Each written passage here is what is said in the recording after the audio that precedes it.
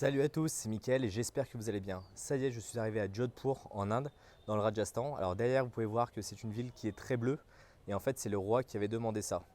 Aujourd'hui, on va faire une vidéo sur les cryptos. Alors je ne me balade pas forcément dans les rues parce que c'est toujours compliqué de se balader avec une caméra, mais du coup, je le fais depuis le haut de l'hôtel dans lequel je suis. Et donc, je vais vous raconter un petit peu toute l'histoire de TI avec toutes les problématiques qu'on a eues avec les banques parce qu'en fait, autant quand vous êtes particulier, on va vous bloquer pour investir. C'est-à-dire que si par exemple vous êtes, je ne sais pas, au CIC ou autre, on va vous faire signer une décharge si vous souhaitez investir. Il y a peut-être même des banques qui vont vous interdire en fait d'essayer d'acheter des cryptos. Mais ça c'est normal, c'est la régulation. Et en fait, pourquoi les banques elles se protègent autant? Tout simplement parce qu'en fait, il y a beaucoup de particuliers qui ont perdu de l'argent, qui se sont fait scammer et donc ils sont allés voir leur banque en disant mais pourquoi vous ne nous avez pas empêché d'acheter de la crypto? Donc bon, on ne peut pas leur en vouloir de se protéger. Mais quand on est une société, on a besoin d'avoir un compte en banque. Et là, il y a plusieurs problématiques. Soit vous êtes une société qui est une plateforme d'échange ou autre, vous manipulez des cryptos et du coup, pour avoir une banque en France, c'est juste l'enfer. Alors, je sais qu'il y a quelques banques qui commencent à s'ouvrir, qui sont crypto-friendly, qui sont vraiment dédiées au monde des cryptos. Mais le problème, c'est que c'est des petites licences, donc elles n'ont pas beaucoup d'argent sur leur compte, donc c'est compliqué quand même de leur faire confiance. Sur le long terme, là, on parle de compte en banque de société. On ne parle pas de compte en banque pour des particuliers, c'est-à-dire qu'il y a quand même des fonds qui sont quand même importants. On a besoin d'avoir des garanties et ce n'est pas uniquement les 100 000 euros, soi-disant, de l'État pour arriver à garantir les fonds. Clairement, on a besoin d'autres garanties, de s'assurer qu'on ne se fasse pas vider nos comptes en banque du jour au lendemain ou qu'on ne se fasse pas bloquer les comptes. Donc quand on a commencé à aller voir un petit peu toutes les banques qui étaient autour de nous, donc toutes les banques physiques. Donc on a commencé à aller voir le CIC, on a commencé à aller voir le Crédit Agricole, on a commencé à contacter le LCL. On leur a envoyé des emails et en fait ils ont refusé de nous recevoir même en rendez-vous parce qu'on travaillait dans le secteur des crypto-monnaies. On n'était pas directement dans l'achat et la vente de crypto-monnaies, mais on travaillait dans le secteur des crypto-monnaies. Donc ils avaient aucune autorisation pour qu'on puisse travailler avec eux. Ensuite, moi j'ai ma belle-sœur qui travaille au Crédit Mutuel. Donc du coup, je lui ai demandé de me donner en fait des contacts en interne, donc de pouvoir passer directement sur un directeur d'agence parce qu'ils ont quand même un pouvoir de décision qui est quand même légèrement plus important.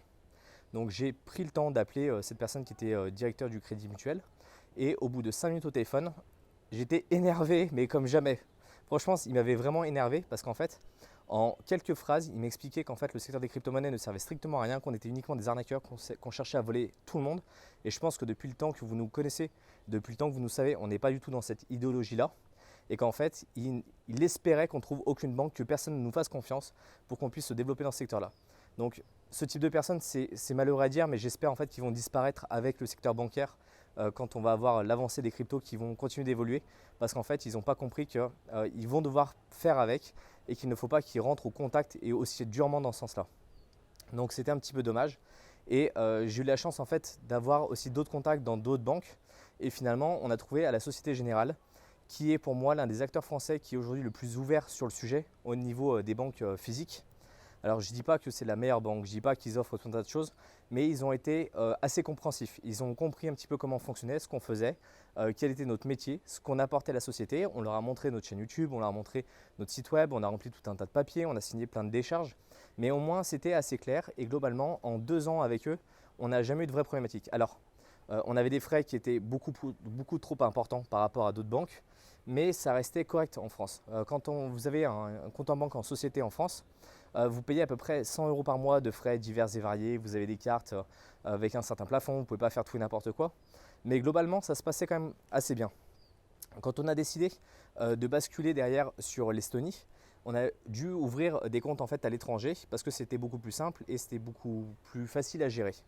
Globalement, là, on s'est tourné d'abord vers des banques en ligne parce que les banques en ligne sont beaucoup plus favorables à ces nouvelles technologies-là. Globalement, on est allé essayer d'aller voir Boursorama, Fortuneo. En fait, il faut comprendre que c'est toujours des filiales de sociétés qui sont physiques, de banques qui sont physiques. Donc si jamais la banque physique n'est déjà pas forcément en accord avec ça, il y a peu de chances que la banque en ligne qui soit derrière soit en accord en fait, sur le fait d'ouvrir des comptes en banque. Surtout qu'en plus, en tant que professionnel, vous ne pouvez pas ouvrir n'importe quel compte en banque chez n'importe quelle banque lambda.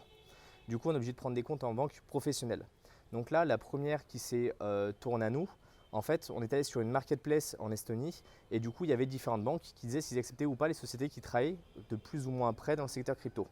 Donc là, la première qu'on a trouvée, c'était Wise. Alors Wise, effectivement, c'est une banque qui est en Belgique qui ne nous a pas trop posé de problème pour ouvrir les comptes.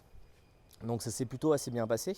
Sauf qu'en fait, la première problématique s'est retrouvée assez rapidement, c'est quand on a dû essayer de faire un virement vers Kraken pour par exemple acheter de la crypto, nous en tant que société. Et bien en fait, au moment où on a saisi l'IBAN, le l'IBAN a automatiquement été refusé en disant plateforme crypto, c'est hors de question, vous ne pouvez pas virer des fonds. Donc là, on s'est retrouvé avec une problématique en se disant il faut qu'on ait un autre compte en banque pour pouvoir acheter des cryptos si on le souhaite. Parce que, ok, ils nous laissent en tant que société travailler dans le secteur crypto, mais ils veulent rien avoir à faire avec le secteur crypto de près ou de loin. Donc bon, ça après on peut le comprendre. Du coup, c'était déjà une première problématique. Donc là, on a commencé à regarder un petit peu les autres banques. Donc on est allé voir du côté de Revolut. Et en fait, Revolut, avec ce qui s'est passé avec toutes les histoires du Brexit et de l'Union européenne, ils ont décidé d'avoir leur compte en Lituanie. Et après coup, et je vous ferai une vidéo dédiée en fait sur l'Estonie et sur l'évolution de la crypto dans ce secteur-là. En fait, on s'est aperçu que la Lituanie était un peu aujourd'hui l'un des derniers pays d'Europe qui laissait faire, on va dire, les banques et qui n'ont pas encore trop peur de tout ce qui est blanchiment d'argent et d'avoir des sanctions européennes. Donc du coup, il y a beaucoup de sociétés qui ouvrent des comptes en banque là-bas. Et quand on voit Revolut, les comptes bancaires sont situés en Lituanie, alors que la société est anglo-saxonne. Et donc c'est quand même assez surprenant de voir ça. Mais du coup, l'avantage de Revolut, c'est qu'on a pu acheter directement nos cryptos. Alors ils nous ont demandé quelques justificatifs, ça a pris à peu près 3 jours pour ouvrir le compte en banque. Donc c'était relativement correct. C'était pas trop dur, c'était pas trop bloquant.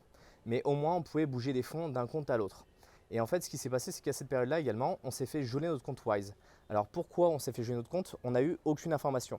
Et là, le problème des banques en ligne, c'est qu'en fait, vous allez essayer d'avoir le support, vous essayez de contacter qui vous pouvez, mais en fait, vous n'avez personne en physique à aller voir en leur disant mais on est une société, on ne blanchit pas d'argent, on a toutes les factures, on peut tout vous prouver. Et donc là, on a eu une vraie problématique. Et en fait, on s'est aperçu que beaucoup de personnes s'étaient retrouvées dans notre cas avec Wise.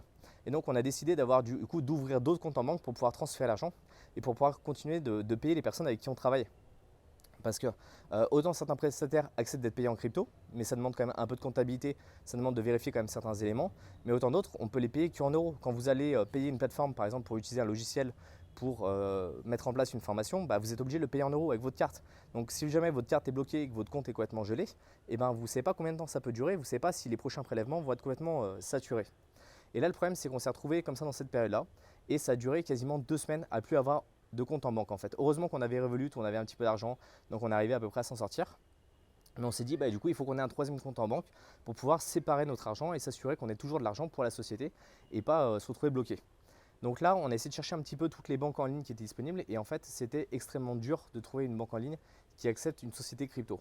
On a fini chez un prestataire qui s'appelle Witix, qui est un prestataire pareil basé en Lituanie aussi. Et c'est là où je vous dis que la Lituanie est assez ouverte à l'heure actuelle sur le sujet. Le problème, c'est qu'ils prenaient des frais qui étaient juste monstrueux. On avait 100 € de tenue, de frais de tenue de compte par mois, plus après ils prenaient, je crois, c'était 2 à 5% par virement.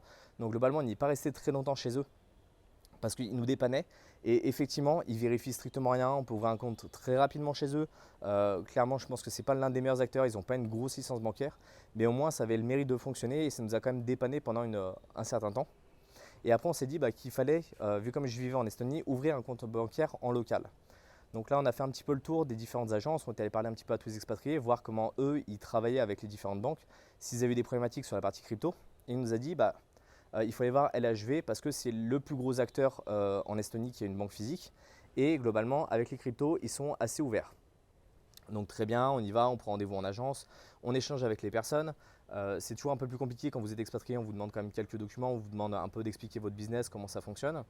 Et donc, il nous demande de remplir un formulaire en ligne et d'attendre un peu la procédure. Donc on envoie des documents, ça dure 14 jours pendant lesquels on envoie des documents, on échange avec eux. Et au bout de 14 jours, on reçoit juste un mail en disant vous êtes refusé parce que vous travaillez dans le secteur crypto. On dit mais pourquoi vous ne l'avez pas dit dès le début en fait? Ça nous aurait évité de se retrouver complètement bloqué pendant des semaines à gérer des papiers, à faire tout et n'importe quoi. Ensuite, on est allé voir d'autres banques et en fait, sur les autres banques, c'est clairement écrit sur leur site on ne veut aucune société crypto. Donc là, à partir de là, il n'y a pas de souci que ce soit Seb Bank ou les autres. Et donc, on est allé trouver en fait chez Luminor, qui est une petite banque en Estonie, qui s'appelait Nordea, je crois, si je ne dis pas de bêtises. Et en fait, cette banque, elle est assez ancienne en termes de technologie. Et plusieurs fois, ils étaient un petit peu inculpés en disant qu'ils ne faisaient pas toutes les vérifications. Et effectivement, quand nous, on a ouvert des comptes, la première fois, on est allé, ils nous ont dit de prendre rendez-vous pour le lendemain. Donc, on y est retourné. Le lendemain, il n'y avait pas Internet dans la banque. On parle d'une banque quand même, pas Internet dans la banque. Donc, bon, on ne pouvait pas ouvrir de compte avec eux. Donc, on est retourné une troisième fois. Ils nous ont fait remplir des papiers pendant quasiment 1 heure. On a échangé avec eux. Les comptes ont été ouverts. et l'après-midi, les comptes ne marchaient pas, on ne pouvait pas y accéder. Donc bon, quelques problématiques assez régulières, mais en attendant, aujourd'hui, ça marche très bien avec eux. Et je pense qu'effectivement, si vous êtes un petit acteur dans le secteur crypto et que vous n'allez pas trop vous embêter avec toutes les licences crypto parce que c'est les licences pour les exchanges et autres, bah, vous pouvez passer par ce type de banque-là. Après, là, c'est uniquement des problématiques qu'on rencontre à titre professionnel parce qu'on a d'autres contraintes légales à appliquer. Mais si vous êtes un particulier, je vous conseille plutôt de vous orienter sur des banques plutôt en ligne qui sont moins chiantes que les banques physiques. Après, il y a Société Générale qui est aujourd'hui un des seuls acteurs qui pousse un petit peu dans le secteur crypto pour essayer de réguler parce qu'ils ont toute la partie bourse qui est assez importante. Donc je pense qu'il y a peut-être un sujet, il y a peut-être quelque chose à faire. Et voilà, donc c'était un petit peu l'idée de vous raconter un petit peu toutes les galères qu'on a vues avec les banques. Donc vous voyez qu'en tant que professionnel, on a aussi des galères, vous n'êtes pas les seuls en tant que particulier. Certains vont me parler de N26. N26 pour les résidents français, c'est très compliqué aujourd'hui. Il y a quelques années, on a ouvert des comptes, ça marchait bien. Aujourd'hui, c'est très compliqué. Ils sont assez ouverts, mais l'Allemagne a vraiment resserré les taux. Donc voilà, j'espère en tout cas que vous pourrez trouver, si jamais vous travaillez dans la crypto-monnaie, une banque qui vous conviendra. J'espère en tout cas que les nouveaux acteurs bancaires qui ont eu les licences avec la partie crypto vont commencer à évoluer, même si j'ai quand même quelques doutes parce que quand on voit les régulations qui arrivent, je pense que ça va devenir vraiment de plus en plus compliqué pour les sociétés qui veulent avoir des banques en France en tout cas pour pouvoir garder des fonds. J'espère en tout cas que vous avez aimé cette vidéo. Pensez à vous abonner, pensez à mettre un like et on se retrouve dans une prochaine vidéo. Salut!